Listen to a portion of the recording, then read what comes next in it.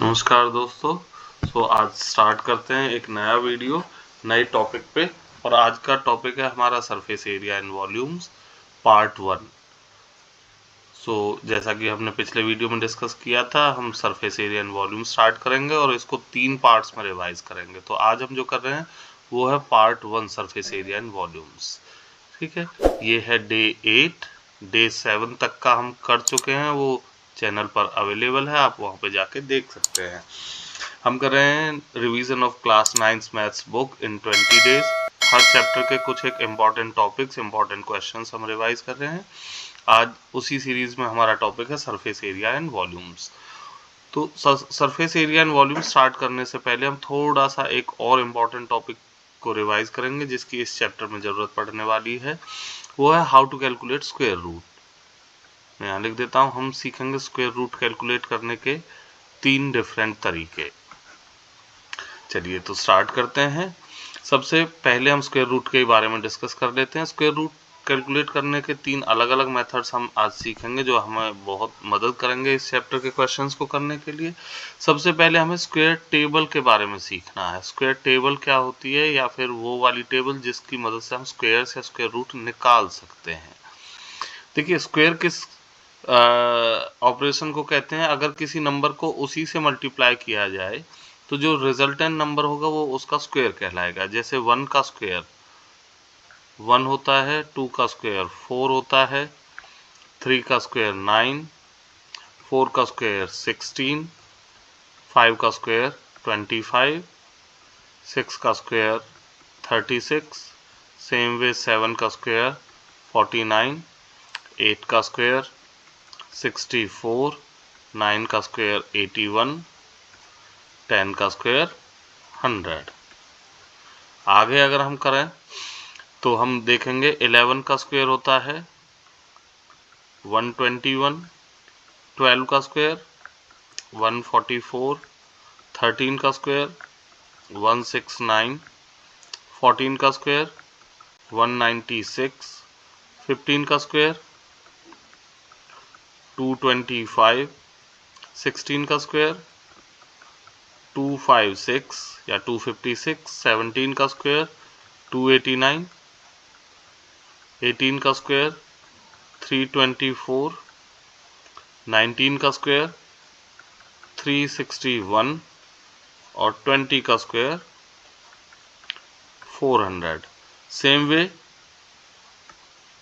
21 का स्क्वायर होता है 441, 22 का स्क्वायर 484, 23 का स्क्वायर 529, 24 का स्क्वायर 576, 25 का स्क्वायर 625, 26 का स्क्वायर 676, 27 का स्क्वायर 729, 28 का स्क्वायर 784, 29 का स्क्वायर 841 और 30 का स्क्वायर 900।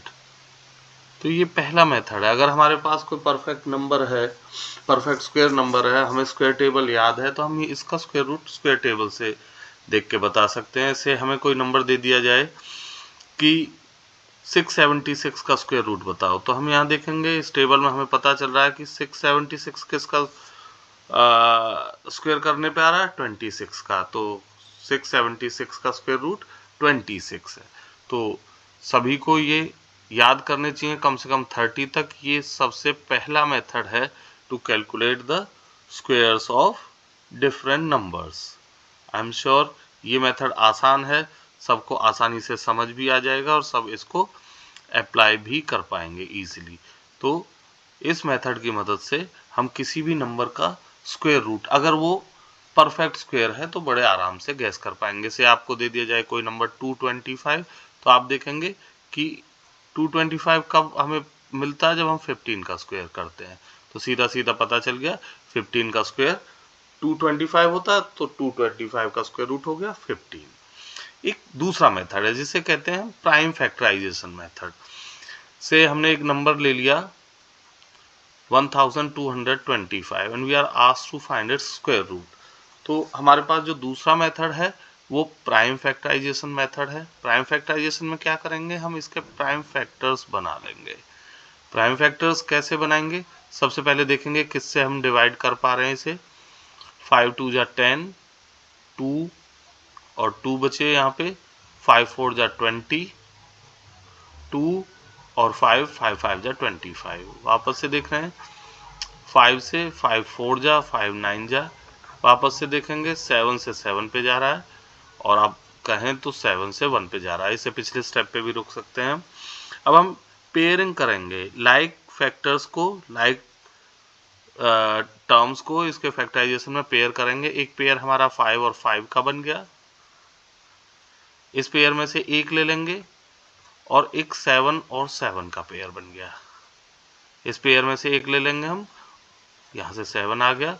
मीन्स जो स्क्वायर रूट ऑफ 1225 है वो हो जाएगा 35। ये एक और मेथड हो गया, इसे कहेंगे हम प्राइम फैक्टराइजेशन मेथड। अगर कोई ऐसा फैक्टर हमारे पास मिलता है जिसके पेयर्स नहीं बन पा रहे हैं, उसे स्क्वायर रूट के अंदर ही लिखेंगे। चलिए एक और मेथड देख लेते हैं। हम इसी नंबर को 1225 को तीसरे मेथड जो कहलाता है डिवीजन मेथड, उससे स्क्वायर रूट निकालते हैं। डिवीजन मेथड में क्या करेंगे, जो लास्ट डिजिट है, जो आपकी राइट मोस्ट डिजिट है या यूनिट्स प्लेस डिजिट है, उससे पेयरिंग करेंगे डिजिट्स की। एक पेयर से यहाँ पे कोई नंबर और होता है, यहाँ पे 1 और होता तो यहाँ पे हम 0 लिख के पेयर करते, इस तरह से उसकी पेयरिंग बनाते। यहाँ पे नहीं है तो हम इस तरह से पेयरिंग बनाएंगे। इस तरह से एक लाइन डाल देंगे, एक वर्टिकल एक हॉरिजॉन्टल। अब एक एक नंबर को देखेंगे, एक एक पेयर को देखेंगे। पहला पेयर है 12। हम स्क्वायर रूट टेबल में से या स्क्वायर टेबल में से वो नंबर ढूंढेंगे जिसका स्क्वायर 12 से इमीडिएट छोटा हो। 1 का स्क्वायर 1 होता है, 2 का स्क्वायर 4, 3 का स्क्वायर 9, 4 का स्क्वायर 16, इससे बड़ा हो जाता है। तो हम कहेंगे 3 टाइम्स 9, यहाँ पे 3 बचे, कैरी डाउन होगा हमारा 25। अब क्या करना है, जो यहाँ नंबर लिखा हुआ है उसका डबल कर देना आपको हमेशा। तो 3 का डबल होके आ जाएगा 6। दो तरह से कर सकते हैं, या तो जो ऊपर नंबर लिखा हुआ उसका डबल कर देंगे, या फिर हम ये देख लेंगे कि जो इससे पिछले स्टेप में वो कितने पे गया था। यहाँ 3 लिखा हुआ और ये 3 पे गया था, तो ये 3 इसमें प्लस भी कर सकते हैं, तो आप देखेंगे कि सेम ही आता है। अब वापस से स्क्वायर टेबल की मदद लगेगी। यहाँ पे 1 लिख के देखेंगे, 1 से मल्टीप्लाई करेंगे तो हमारा आ गया 61, जो इससे छोटा जा रहा है। 2 लिख के देखेंगे, 2 से मल्टीप्लाई करेंगे, वापस से हम देखेंगे यहाँ पे आ जा रहा है 2 2 जा 4 और 6 2 जा 12, ये भी इससे छोटा जा रहा है। फिर अगला टेबल देखेंगे, यहाँ पे 3 लिखेंगे, 3 से मल्टीप्लाई करेंगे, 4 लिखेंगे, 4 से 5 लिखेंगे, 5 से मल्टीप्लाई करेंगे। 5 से मल्टीप्लाई किया, 5 यहाँ पे भी लिखना पड़ेगा। 5 5 जा 25, 5 6 जा 30 और 2 32। यहाँ पे रिमाइंडर बचा 0, यहाँ पे रिमाइंडर कितना बचा 0। तो हमारे पास आ गया square root of 1225 equals to 35। दो बातों का खास ध्यान रखना है, हमें हमेशा यूनिट्स प्लेस से पेयरिंग करनी है, और जो नंबर अनपेयर्ड रह जाएगा उसके आगे 0 लिख के उसके पेयरिंग बनाएंगे। लास्ट में आप एक तरह से ये कंसीडर करिए कि यहाँ डेसिमल लगा हुआ, तो डेसिमल से आप पेयरिंग स्टार्ट करिए। आई एम श्योर ये स्टेप समझ आया है। इसको दोबारा से एक और क्वेश्चन को लेके समझ लेते हैं और फिर हम आगे अपने आज के टॉपिक पे चलेंगे। तो एक क्वेश्चन और मैं ले लेता हूँ, वहाँ से हम इसे डिस्कस करना स्टार्ट करेंगे। मैं ये वाला एग्जाम्पल जो हमने पहले डिस्कस किया था ये मैं हटा देता हूँ।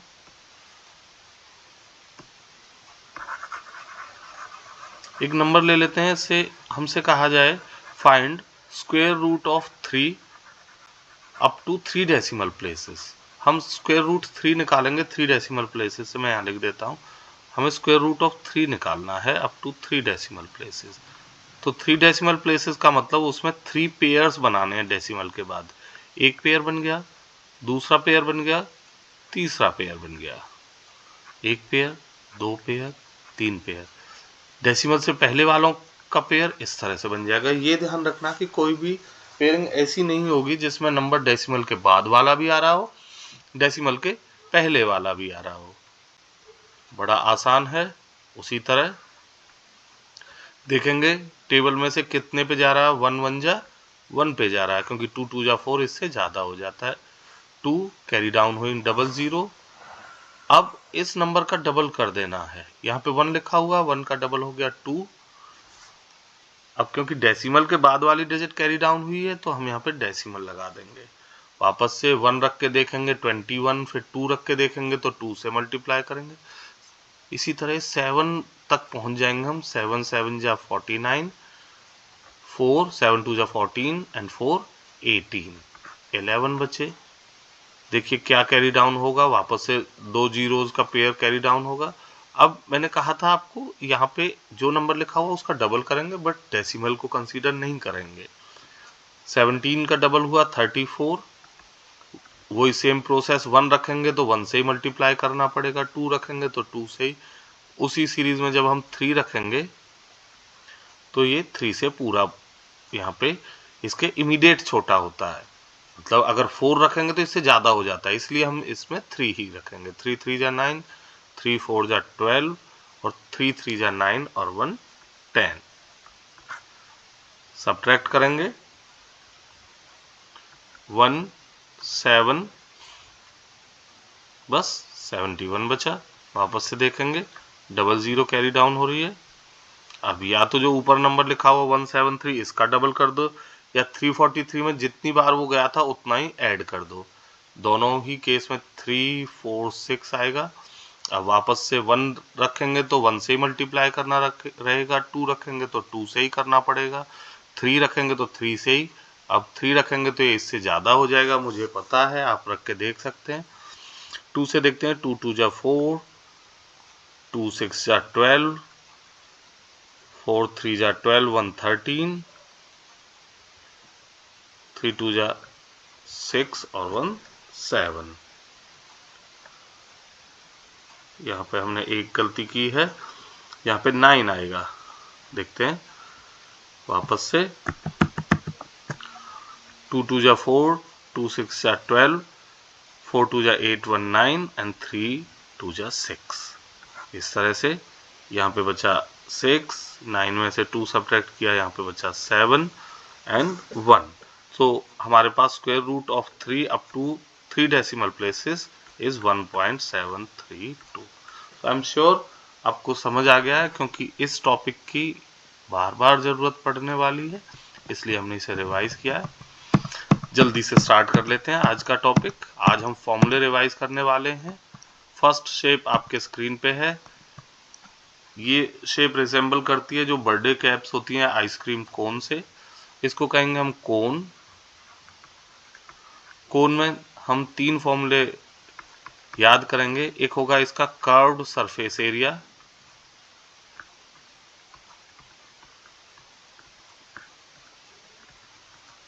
या इसे हम CSA भी कह सकते हैं। CSA कर्व्ड सरफेस मींस जो इसका मुड़ा हुआ सरफेस है। मान लिया हम बर्थडे कैप को सर पे रखते हैं तो वो हिस्सा जो सर से टच नहीं कर रहा है, जो उसका सर्कुलर वाला पार्ट है, ये जो आपको दिख रहा है, ये इसका कर्व्ड सरफेस होगा। और इसका फॉर्मूला है पाई आर एल। पाई आपको पता है, पाई की वैल्यू होती है 22/7 और अप्रोक्सीमेटली इक्वल्स टू 3.14। ठीक है जी। चलिए, इसका टोटल सरफेस एरिया अगर हमें निकालना है, टोटल सरफेस एरिया मतलब इसका कर्व्ड सरफेस पाई आर एल प्लस इसका बेस एरिया। बेस एरिया ये वाला, बर्थडे कैप नीचे से ओपन होती है, अगर वो बंद होती, वहां पे एक लिड होता, वो एक सर्कुलर होता और उसका एरिया होता पाई आर स्क्वायर। अब पाई आर कॉमन निकाल दो तो एक फॉर्मूला बन गया pi R L plus R. Volume देखें, सीधा सा formula 1/3 pi R square H. यहाँ जो h है, this is called height of the cone, l is called slant height, this l is slant height,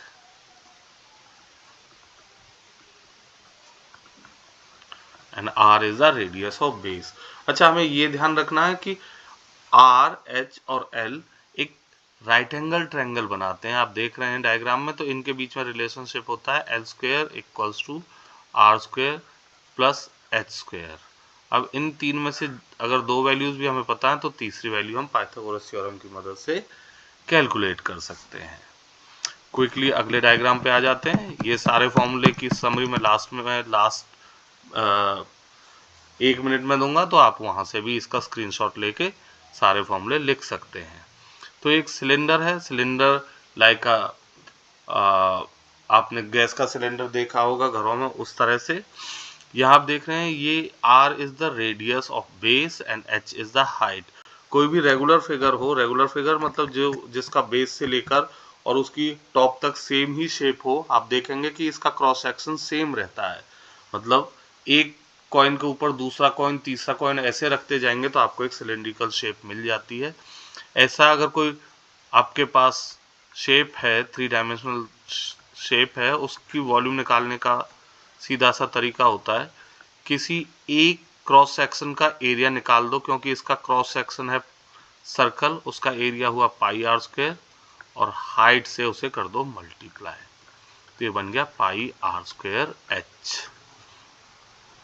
अगर हम इसका कर्व्ड सरफेस एरिया निकालना चाहें, कर्व्ड सरफेस एरिया बड़ा आसान है इसका निकालना, 2 pi R into H. 2 pi R basically ये इस बेस का सरकमफेरेंस होता है और हाइट एच ही होती है। अब इसके लिए आपको एक अलग से एक एक्टिविटी कराते हैं जिससे ये समझाया जाता है कि how we can derive the formula for CSA of a cylinder. चलिए अभी हम रिकॉल कर रहे हैं इसके फॉर्मूले, तो TSA का भी फॉर्मूला रिकॉल कर लेते हैं। 2 पाई आर एच इसके कर्व सरफेस का हो गया और दो एंड कैप्स हैं, एक ये रही और एक ये रही, दोनों सर्कल हैं, तो इनका एरिया हो गया 2 पाई आर स्क्वायर। एक सर्कल होता तो पाई आर स्क्वायर, दो हैं तो 2 pi R square. 2 pi R common निकाल दिया हमने, एच प्लस आर बच गया, तो ये इसका टोटल सरफेस एरिया बन गया। इसको मैं हाईलाइट कर देता हूं। आई एम श्योर ये समझ आ गया आपको। क्विकली अगले डायग्राम पे चलते हैं। जैसा कि मैंने कहा था कि मैं आपको इसका समरी पेज लास्ट में स्क्रीन पे डिस्प्ले कर दूंगा। ये एक स्फीयर है, स्फीयर लाइक अ बॉल जो आप देखते हैं। D represents its diameter and R represents its radius। तो इस केस में यहाँ सारा ही सरफेस कर्व्ड होता है, तो यहाँ CSA और TSA की तो कोई बात ही नहीं है। CSA का हो या TSA का हो, दोनों का एक ही मतलब है और इसका फॉर्मूला होता है 4 पाई आर स्क्वायर। इसकी वॉल्यूम की बात करें, 4/3 पाई आर क्यूब। ठीक है जी। चलिए अगले डायग्राम पे आ जाते हैं, और अगला और लास्ट डायग्राम या लास्ट शेप जो हम डिस्कस कर रहे हैं वो है हेमिस्फेयर। हेमिस्फेयर मतलब स्फेयर को दो हिस्सों में कट कर दें। अब यहाँ पे CSA अलग होगा, TSA अलग होगा। CSA आपको स्क्रीन पे जो ये वाला हिस्सा दिख रहा है, जो थोड़ा सा डार्क कलर में दिख रहा है, ये इसका CSA है। इसका एरिया निकालने का तरीका 2 पाई आर स्क्वायर। अगर इसमें बेस का एरिया भी ऐड कर दें, बेस क्या है, एक सर्कल है, तो वो बन जाएगा TSA। TSA का फॉर्मूला बन गया 3 पाई आर स्क्वायर। और वॉल्यूम तो सीधी सीधी उसके हाफ हो गई, 2/3 पाई आर क्यूब। इसके अलावा आपको क्या याद रखना है मैं बता देता हूं। जब भी आप एरिया निकाल रहे हैं, एरिया चाहे वो TSA निकाल रहे हैं, चाहे वो आप CSA निकाल रहे हैं, हर केस में जो एरिया होगा उसकी जो यूनिट होगी वो स्क्वायर यूनिट्स होंगी। Square, centimetre, square, metre, depending upon की जो आपने उसकी डिफरेंट डायमेंशंस हैं वो किस यूनिट में मेजर की हैं, तो वो स्क्वायर यूनिट हो जाएगा। वॉल्यूम के लिए हम हमेशा क्यूबिक यूनिट्स यूज करेंगे। अब जैसा कि मैंने कहा था, मैं सारे के सारे फॉर्मूलेज की एक बार आपको समरी डिस्प्ले कर देता हूं। ये देखिए अब आपके स्क्रीन पे है। आप चाहें तो इसका एक बार स्क्रीनशॉट लेके और उसे अपनी नोटबुक वगैरह में लिख सकते हैं। आज इतना ही करना, एक बारी फॉर्मूले रिवाइज कर लेंगे आप अच्छे से, और अगली जब भी हम क्लास रखेंगे, अब अगला जब भी वीडियो आएगा उस पर हम इसके कुछ क्वेश्चंस करेंगे। जैसा कि मैंने कहा कि 3 पार्ट्स में हम इसे डिस्कस करेंगे, तो ये इसका फर्स्ट पार्ट था। चलिए आप इनको करिए, इन फॉर्मूलेज को लिख के रिवाइज करिए, याद करिए, आसान चैप्टर है, अच्छे से हो जाएगा। Bye everybody, take care and God bless all of us. Bye everybody.